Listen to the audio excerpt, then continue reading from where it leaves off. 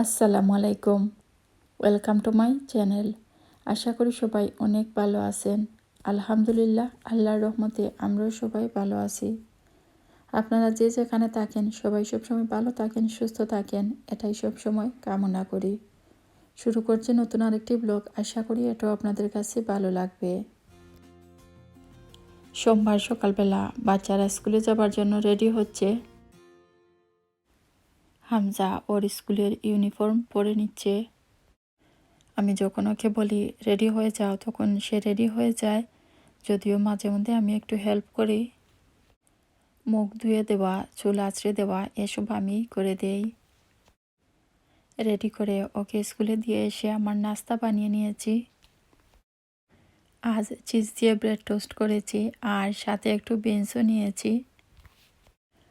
বিনসের সাথে bread toast খেতে অনেক ভালো লাগে, আর এভাবে ব্রেডের সাথে একটু চিজ দিয়ে টোস্ট করে নিলে আরও বেশি ভালো লাগে। হামজার বাবাও এভাবে খেতে ভালো পান। আজ আলু দিয়ে মাছ রান্না করব, আর এজন্য প্রথমে মাছ আমি ভেজে নিচ্ছি। বেশ অনেক দিন হলো আলু দিয়ে মাছ রান্না করা হয়নি, ভাবলাম আজ করে নেই।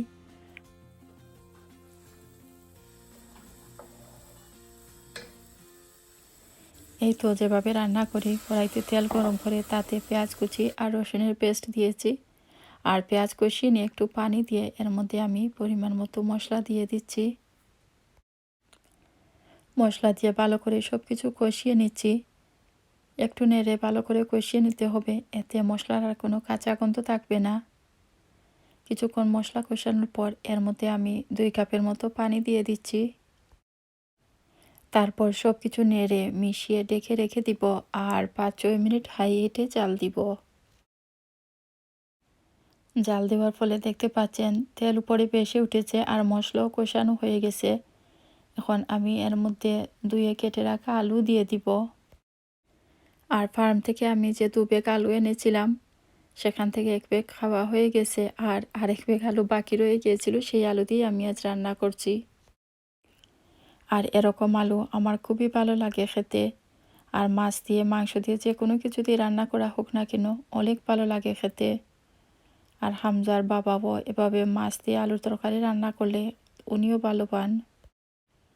নেড়ে আলু মশলা সব কিছু মিশিয়ে নিচ্ছি, তারপর ঢেকে রেখে দিব আর কিছুক্ষণ জাল দিব।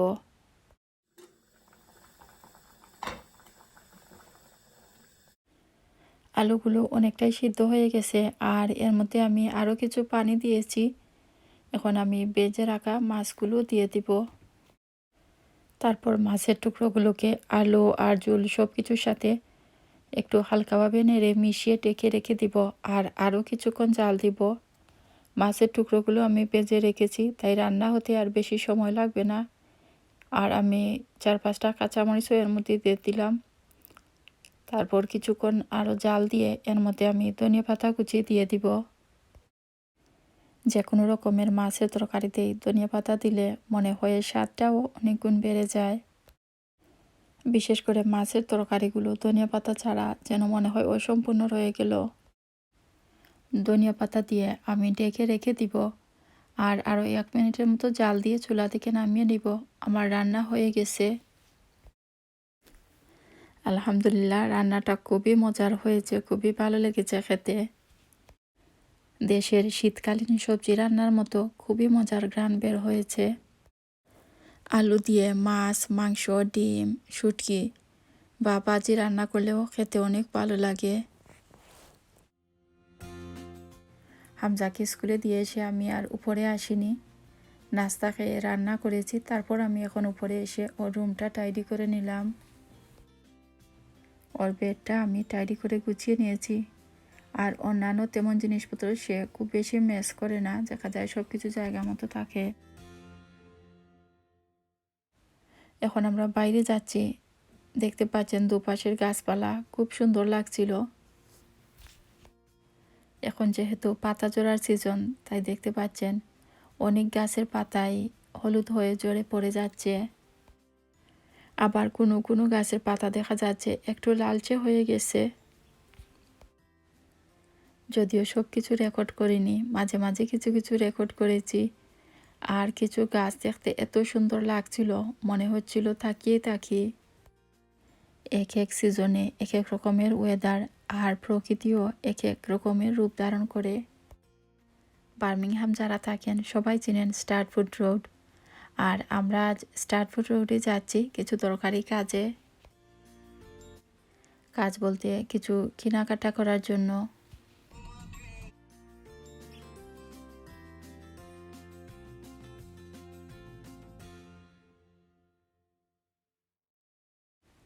একটু ঘোরাঘুরি করার পর ঠান্ডা লাগছে, তাই আমরা দুজনে ঠিক করলাম যে আমরা চা খাবো।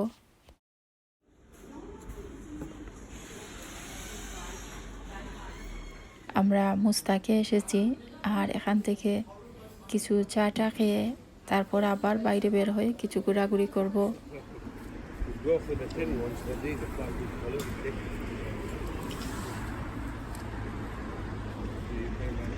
Let me start looking.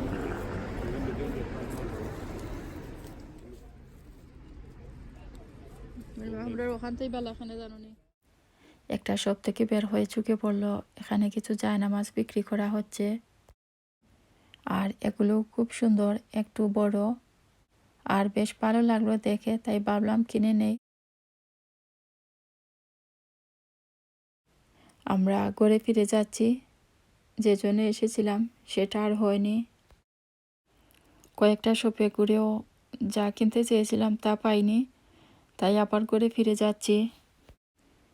অনেক সময় দেখা যায় আমরা যখন যেটা চাই তখন সেটা পাই না, আবার যখন চাই না তখন দেখা যায় সেই জিনিসটা পাই। আর এটাই স্বাভাবিক, মন খারাপ করে কোনো লাভ নেই। বাইরের ওয়েদার দেখতে পাচ্ছেন, খুব মেঘলা মেঘলা আকাশ দেখতে পাচ্ছেন। সারাদিনই বলতে গেলে এরকমই ছিল। এখন অটম সিজন, আর এই সিজনে অনেক গাছের পাতায় এরকম হলুদ হয়ে ঝরে পড়ে যায়। প্রকৃতিতে লাল, হলুদ, সবুজ এরকম একটা রঙের সৃষ্টি হয়, আর ভীষণ ভালো লাগে দেখতে। আমার খুব ভালো লাগছিল এরকম প্রাকৃতিক পরিবেশ দেখতে, তাই আমি কিছুটা শ্যুট করলাম আমার লাভলি ভিউয়ার্সদের জন্য। আশা করি প্রাকৃতিক এই সৌন্দর্য দেখতে আপনাদের কাছেও ভালো লাগবে। আর ভালো লাগলে একটা লাইক দিয়ে দিবেন। আর যারা এখনও আমার চ্যানেলে সাবস্ক্রাইব করেনি তাদেরকে সাবস্ক্রাইব করার অনুরোধ করছি। প্লিজ আমার চ্যানেলটা সাবস্ক্রাইব করে দিবেন, আর পাশে থাকা ছোট্ট বেল আইকনটাও প্রেস করে রাখবেন। এতে করে আমি যখনই নতুন কোনো ভিডিও আপলোড দিব সাথে সাথেই নোটিফিকেশন পেয়ে যাবেন। আর যারা অলরেডি সাবস্ক্রাইব করেছেন তাদেরকে অসংখ্য ধন্যবাদ। সবার জন্য রইল অনেক অনেক দোয়া ও অনেক ভালোবাসা। আর আপনাদের সাপোর্ট আর ভালোবাসার কারণেই আলহামদুলিল্লাহ আমার চ্যানেলটি অল্প অল্প করে এগিয়ে যাচ্ছে। আর এর জন্য আপনাদেরকে অনেক অনেক ধন্যবাদ। আপনাদের জন্য রইল অনেক দোয়া আর অনেক শুভকামনা। আমার অনেক লাভলি ভিউয়ার্স আমাকে অনেক অনেক সুন্দর করে কমেন্ট লিখেন, তাদেরকে আমি কিভাবে ধন্যবাদ দিব জানি না, কিন্তু শুধু এটুকু বলতে চাই আপনাদের সবার জন্য রইল অনেক অনেক দোয়া ও অনেক ভালোবাসা।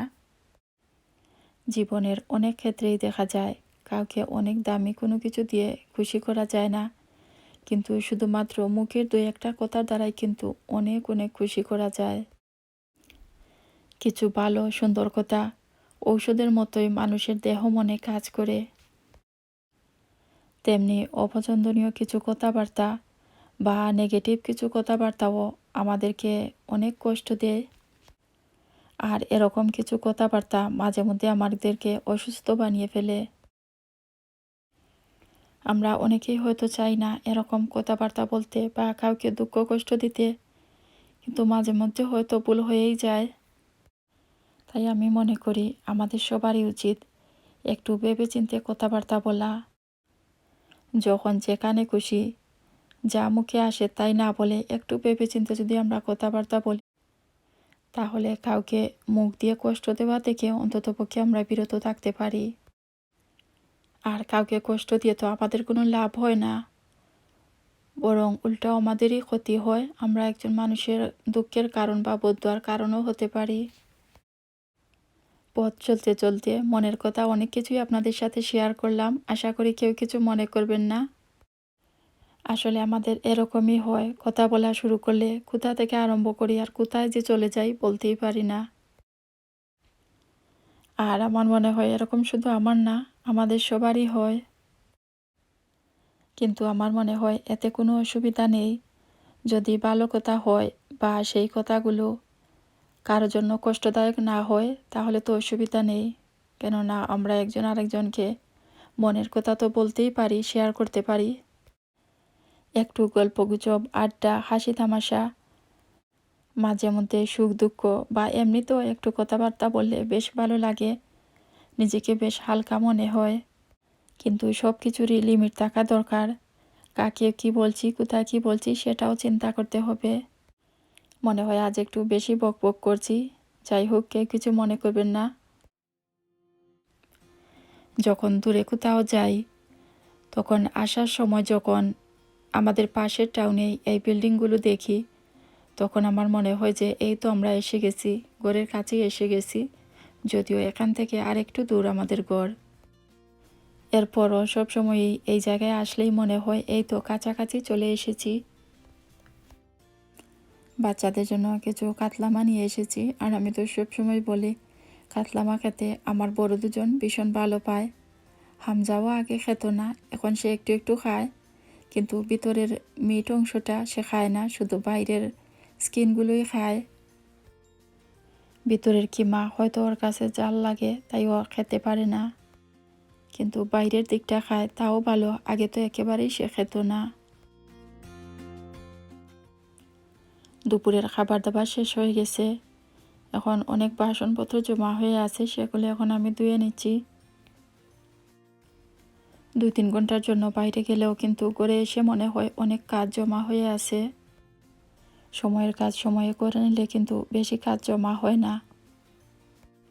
তারপরও কিন্তু মাঝে মধ্যে দেখা যায় সব কিছু সময় মতো করা যায় না।